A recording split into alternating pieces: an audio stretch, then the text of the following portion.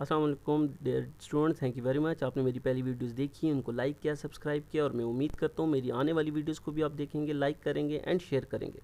आज का हमारा टॉपिक है death of partner in partnership. ये ऑलरेडी हम डिस्कस कर चुके थे अपने प्रीवियस लेक्चर में और हम बता चुके थे कि अगर एक पार्टनर की डेथ हो जाती है तो अकाउंटिंग की बुक में उसकी ट्रीटमेंट कैसे की जाती है। आज हम उसी पे एक प्रॉब्लम सॉल्व करेंगे और अकाउंटिंग की ट्रीटमेंट देखेंगे दोबारा से कि एक अगर जो कौन कौन सी ऐसी चीज़ें हैं जो हम अकाउंटिंग की बुक्स में रिकॉर्ड करते हैं। According to Partnership Act 1932, on the death of any partner, the partner comes to an end. However, the remaining partners usually carry on the business by purchasing the share of the deceased partner. As such, new partnership is formed under new deed and agreement. अगर एक partner की death हो जाती है तो जो remaining partner होते हैं वो उस बिज़नेस को कंटिन्यू करते हैं एक नई एग्रीमेंट, एक नई डीड के साथ, और जिस पार्टनर की डेथ हो जाती है वो उसके शेयर परचेज कर लेते हैं। जो रिमेनिंग ओल्ड पार्टनर्स होते हैं, जो रिमेनिंग पार्टनर्स होते हैं, वो आपकी जिस पार्टनर की डेथ हुई होती है उसके शेयर्स को परचेज करके एक न्यू एग्रीमेंट के साथ उस बिजनेस को रन करते हैं। Following problems arises when any partner dies. अगर एक पार्टनर की डेथ हो जाती है तो हमें कौन कौन से प्रॉब्लम्स आते हैं हम उसको डिस्कस कर देते हैं। His share of business is calculated and paid to his executions. The share of the business consist of the following. जितना भी प्रॉफिट में उसकी हम कैलकुलेशन कर लेते हैं कि जिस पार्टनर की डेथ हो गई है उसका कितना शेयर है, उसके मुताबिक हम उसके जितने इंटाइटेड लोग होते हैं हम उसमें वो डिवाइड कर देते हैं या हम उनको वो पे कर देते हैं।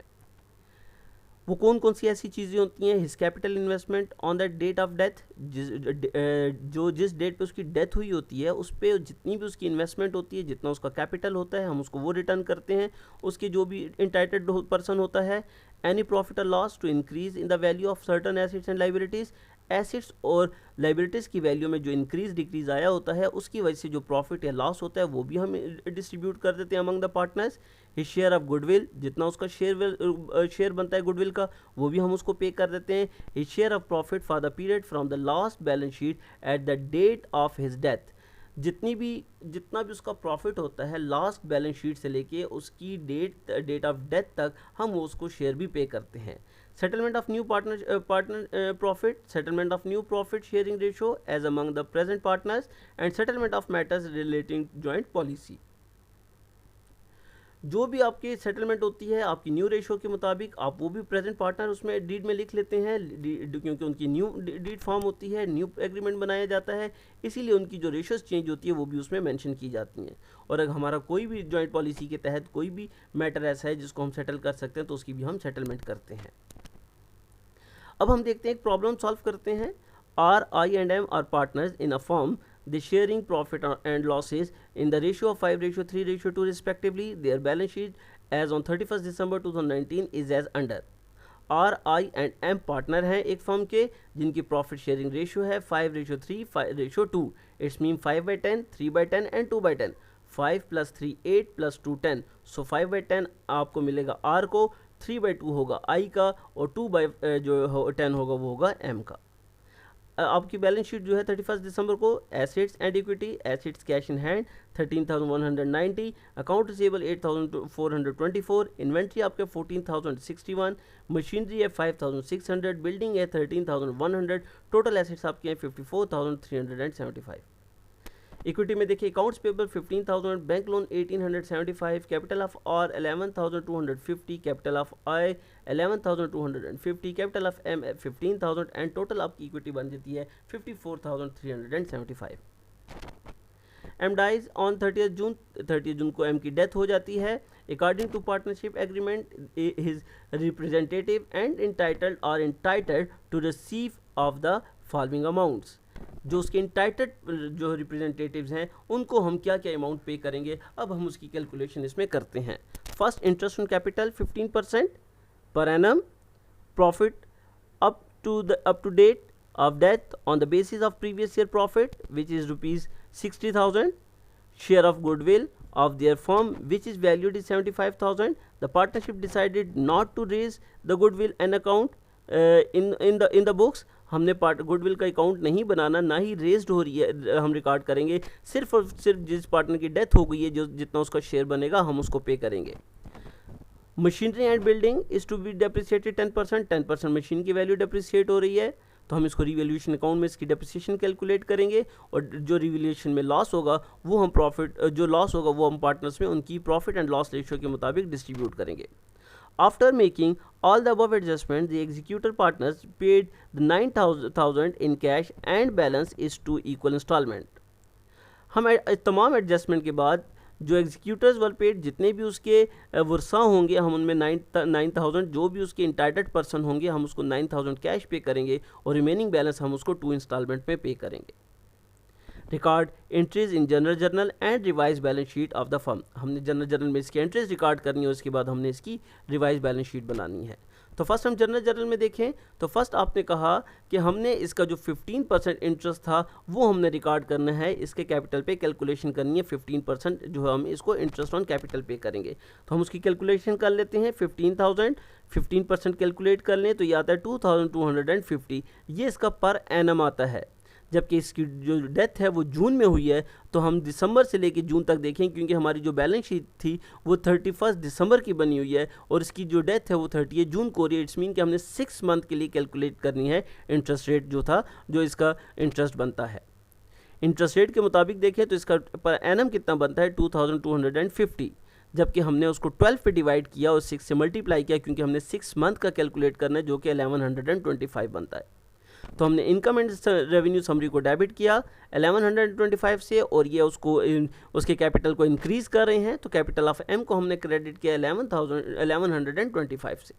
तो हमने नरेशन में लिखा interest on capital at the rate of 15% for 6 month, क्योंकि उसको 6 मंथ का मिलेगा कि आफ्टर 6 मंथ उसकी डेथ हो रही है। बैलेंस शीट के टाइम आपका 31 दिसंबर को उसकी बैलेंस शीट बनी थी और 30 जून को उसकी डेथ हुई थी, तो हम 30 जून को जो उसको इंटरेस्ट पे कर रहे हैं तो उसको 6 मंथ का पे कर रहे हैं।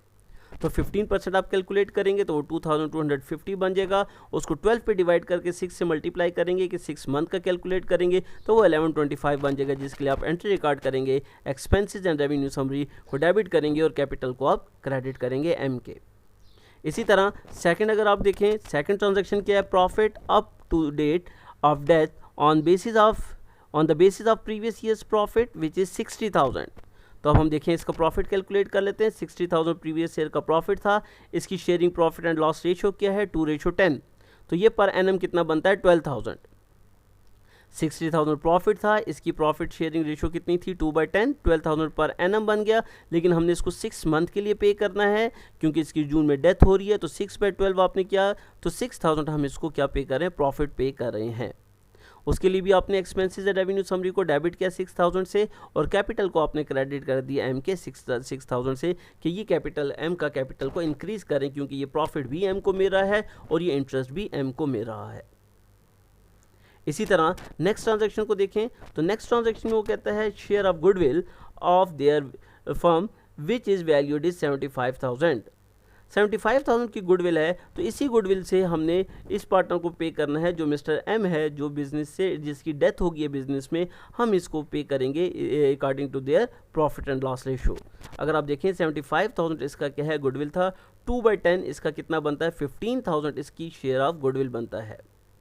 75,000 टोटल गुडविल था आपकी उस क्वेश्चन के मुताबिक। अगर आप क्वेश्चन देखें तो इसने कहा कि वैल्यू ऑफ गुडविल कितनी है 75,000, जबकि इसका शेयर कितना बनता है 2/10, तो 75,000 का 2/10 आप लेंगे तो 15,000 आपका क्या बन जाता है गुडविल बन जाता है।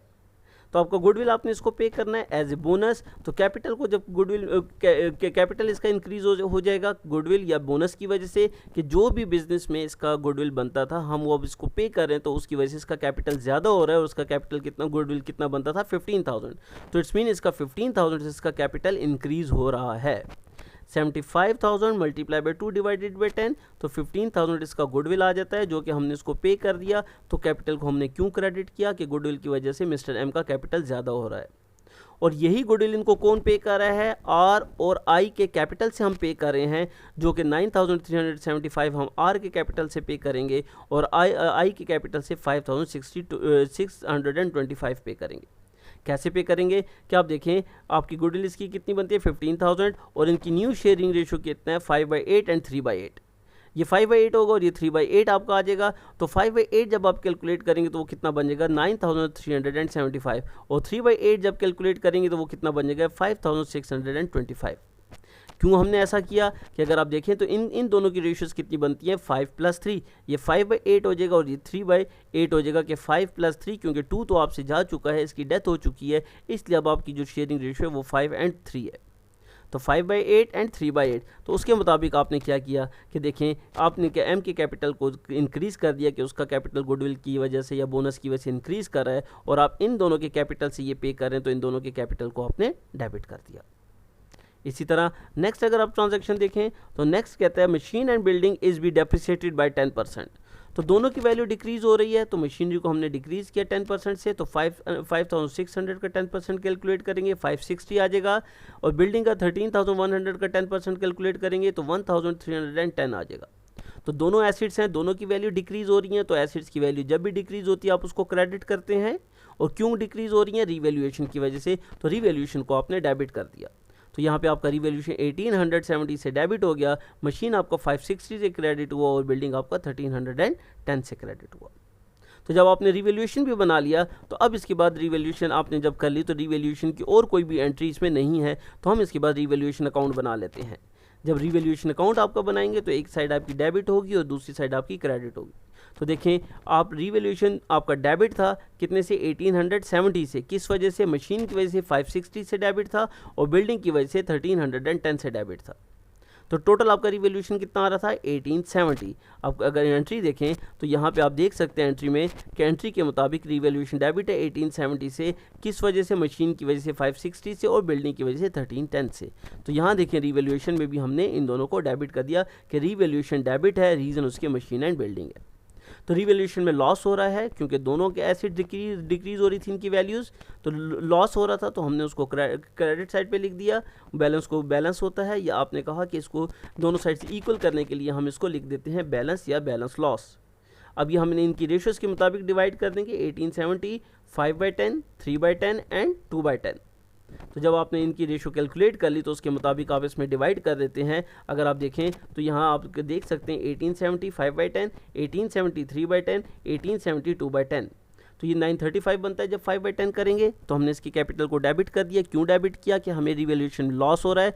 आई के कैपिटल को भी डेबिट किया क्योंकि रिवैल्यूएशन में लॉस हो रहा है, और एम के कैपिटल को भी हमने डेबिट किया क्योंकि हमें रिवैल्यूएशन की वजह से लॉस हो रहा है। कितना कितना लॉस हमने डिस्ट्रीब्यूट किया, 935 आर को चला गया उसकी शेयरिंग रेशियो के मुताबिक, जो कि profit and loss sharing ratio थी। आपने 561 आई को चला गया और 374 आपका एम को चला गया। ये भी 3/10 बनता है और ये 2/10 बनता है। इसी तरह जब आपने इनकी रिवैल्यूएशन में जो लॉस हुआ था वो भी डिस्ट्रीब्यूट कर दिया। इसके बाद लास्ट आपकी क्या एंट्री आती है, लास्ट एंट्री अगर आप देखें तो after the making all the above adjustment the executor were paid 9000 in cash. 9000 हम उनको कैश में पे कर रहे हैं। 9000 आपने जब कैश में पे किया तो 9000 आप कैश में पे कर रहे हैं, जबकि कैपिटल ऑफ एम कितना बनता था 36,751, और लोन आप कितना पे कर रहे हैं 27,751। ये आपने अब इसका लोन है जो कि आपने क्वेश्चन में बता दिया था कि ये हम 2 इक्वल इंस्टॉलमेंट में पे करेंगे, कि 9000 के अलावा जितनी भी अमाउंट होगी वो हम 2 इक्वल इंस्टॉलमेंट में डिवाइड करेंगे। तो आपने देखा कि कैपिटल को आपने डेबिट कर दिया, जो एम को आपने पे करना है 36,751, कैश आपने कितनी पे की 9000, और लोन आपने कितना पे करना है 27,571। इसको जाके थोड़ा सा और क्लियर कर लेते हैं जिस वक्त हम इसका कैपिटल अकाउंट डिस्कस करेंगे। तो अब कैपिटल अगर आप देखें तो कैपिटल आपका कितना है, आर का है 11,250, आई का कैपिटल है 11,250 और एम का कैपिटल कितना है 15,000। ये तो आपकी ओल्ड बैलेंस शीट के मुताबिक इनके गिवन थे कि देखें आर का कैपिटल था 11,250, आई का कैपिटल भी 11,250 और एम का कैपिटल भी कितना है 15,000 है। देखें हमने यहाँ पर इसके मुताबिक कैपिटल लिख दिया। इसके बाद इंटरेस्ट सिर्फ और सिर्फ एम को मिल रहा है, और कितना मिल रहा है क्वेश्चन के मुताबिक 1125 की वजह से एम का कैपिटल ज़्यादा था क्योंकि उसको इंटरेस्ट मिल रहा था, तो हमने इंटरेस्ट में रिकॉर्ड कर दिया कि 1125 इसको इंटरेस्ट मिल रहा है। फिर प्रॉफिट कितना मिल रहा है 6000 की वजह से एम का कैपिटल इंक्रीज़ हो रहा था क्योंकि हम share of profit credit to M कि हम उसको 6 मंथ का प्रॉफिट भी पे कर रहे थे कि वो 6000 उसका प्रॉफिट आ गया। बोनस गुडविल की वजह से कितने मिल रहे थे, तो अगर आप गुडविल की वजह से देखें तो 15,000 उसको गुडविल के में से जो शेयर मिल रहा था, जो कि ओल्ड पार्टनर्स ने अपने शेयर में से इसको दे दिया था कि जितना भी उनका कैपिटल था उसमें से उन्होंने उसका गुडविल का शेयर उसको पे कर दिया था। तो ये देखिए 15,000 उसको गुडविल मिल गया। इसी तरह अब अगर आप देखें तो ये दोनों कैपिटल डेबिट थे। क्यों डेबिट थे? कि इन्हीं के कैपिटल की वजह से हम उसको जो है उसको पे कर रहे थे, जो उसका लॉस था गुडविल का, हमने उसको वो पे किया था। तो यहाँ देखें 9375 से आर का कैपिटल भी डेबिट है और 5625 से आई का कैपिटल भी डेबिट है। तो यहाँ देखें हमने आर को भी देख लिया 9375 और आई का कितना था 5625, जो दोनों मिला के इसको 15000 गुडविल पे कर रहे थे। तो ये आर का शेयर इतना बनता था और आई का शेयर ये बनता है। इसके बाद रीवैल्यूएशन में लॉस हुआ, तो रीवैल्यूएशन का अगर आप लॉस चेक करें तो रीवैल्यूएशन में 935 का लॉस हुआ है, आर को 561 का हुआ है, आई को और एम को हुआ है 374 का। तो ये देखिए वो हमने इनके कैपिटल में लिख दिया 935, 561 एंड 374। अगर आप देखें अब इनका आप टोटल कर लें तो 37,125 आपका ये आता है, 11,250 आपका आई का कैपिटल आता है और 11,250 आपके आर का कैपिटल आता है, जो कि आपने दोनों साइड को क्लोज करने के लिए लिख लेना है। इसमें से 11,250 आर का है, आर का आप जो है इसका कैपिटल जो डेबिट हुआ है वो माइनस करेंगे और रीवैल्यूएशन लॉस माइनस करेंगे। तो अब इसका कैपिटल आपके पास आर का कितना है 940। इसी तरह आई का कैपिटल कितना है 11,250 में से आप 5,625 माइनस करेंगे और 561 लॉस माइनस करेंगे रिवैल्यूएशन का, और जो इसने गुडविल का शेयर पे किया वो माइनस करेंगे तो 5064 अब रिमेनिंग कैपिटल है मिस्टर आई का। और आप देखें एम का कैपिटल टोटल कितना था 37,125, 375 का रिवैल्यूएशन की वजह से लॉस हुआ, 9,000 हम इसको कैश पे कर चुके हैं, 27,751 अब हमने इसको और पे करना है, जो कि अब बैलेंस शीट की लाइबिलिटी साइड पे चला जाएगा कि ये हमारी लाइबिलिटी है और ये लाइबिलिटी साइड पर ही चला जाएगा। तो देखें हमने अब इनके पार्टनर्स के कैपिटल अकाउंट बना लिए। अब इसके बाद हम बैलेंस शीट जब बनाएंगे तो हमें ये चीज़ें और क्लियर हो जाएंगी। Cash in hand balance sheet हम बना रहे हैं। कैश इन हैंड 4190 कैसे आया 13,190 आपके पास बैलेंस था कैश में का 31 दिसंबर को। As per your balance sheet cash in hand 13,190 आपके पास बैलेंस था, लेकिन आपने 9,000 जब कैश पे कर दिया, यहाँ पे देखें 9,000 आपसे कैश जा रहा था कि आपने एम को पेमेंट कर दी। अब रिमेनिंग कितना बैलेंस रह गया 4,190 कि आपने 13,190 में से 9,000 पे कर दिया है एम को और 4,190 अब बिजनेस में आपके पास कैश मौजूद है। Account receivable 8,424 as it is आएगा। इन्वेंट्री भी आपके पास 14,061 आपके पास एज इट इज़ आएगा। बिल्डिंग की वैल्यू 13,100 थी, 10% उसमें डेप्रिसिएशन आ रहा था, तो 1,310 हमने जब लेस कर दिया तो 11,790 आपकी बिल्डिंग की वैल्यू आ जाती है। मशीन की वैल्यू थी 5,600, इसमें भी 10% डिक्रीज़ हुआ तो 560 हमने डेप्रिसिएशन माइनस कर दिया तो 5,040 आपकी मशीन की वैल्यू आ जाती है। इसी तरह 7,125 एक्सपेंस एंड रेवेन्यू से आ गया। ये कहाँ से आया कि एक्सपेंस और रेवेन्यू समरी अगर आप देखें तो यहाँ अगर देखें expense and revenue summary debit थी 1125 से और expense and revenue summary debit है 6,000 से, तो इन दोनों को प्लस जब आप कर लेंगे तो आपने लिखा कि हमें एक्सपेंस और रेवेन्यू समरी आपकी कितनी आ रही है 7,125। तो देखो इसको जब आप प्लस करेंगे तो 50,630 आपका बैलेंस शीट की एसेट साइड आ जाती है। इससे अकाउंट्स पेबल देखें तो 15,000 है। बैंक लोन आपका 1,875 है एज इट इज़ है दोनों। आपने ये लिख लिए। लोन आपका एम का कितना है अगर आप देखें तो आपने यहाँ कैलकुलेट कर लिया था कि एम का लोन कितना है 27,751, वही आप लोन यहाँ पे लिख देंगे कि 27,751। इसी तरह कैपिटल ऑफ आर का कैपिटल कितना है 940। अगर आप इसको देखते रहें आपने जो आपका कैपिटल अकाउंट बनाए हैं 940 आर का है, 5,640 आई का है और 27,751 हमारा लोन है। तो यहाँ देखें, यहाँ देख लें कि ये लोन आपने लिख लिया एम का 27,751, capital of R 940, capital of I कितना आ गया 5,064। जब आप इसको प्लस करेंगे तो ये भी आपके पास कितना आ जाएगा 50,630। तो बैलेंस शीट आपकी हमेशा इक्वल आती है। जब आपकी बैलेंस शीट इक्वल आ जाती है तो इट्स मीन कि आपने क्वेश्चन ठीक किया, और अगर आपकी बैलेंस शीट इक्वल नहीं आती तो आपकी क्वेश्चन में कहीं मिस्टेक है। तो देखें सिंपल सा था कि हमने क्या करना है, सबसे पहले जितनी भी एडजस्टमेंट होंगी, हमने जितनी भी सेटलमेंट होंगी वो करनी है, और उसके बाद हमने एक पार्टनर्स कैपिटल अकाउंट बनाने के बाद हमने इनकी न्यू बैलेंस शीट बना लेनी है, जो कि जिस डेट पे पार्टनर की डेथ होगी उस डेट पे हम उसकी बैलेंस शीट बना लेते हैं। मैं उम्मीद करता हूँ कि आपको समझ आया होगा। आपका कोई क्वेश्चन कोई क्वेरी हो आपको ऐसे कमेंट्स में लिख सकते हैं, मैं उसका रिप्लाई करूँगा। Thank you very much.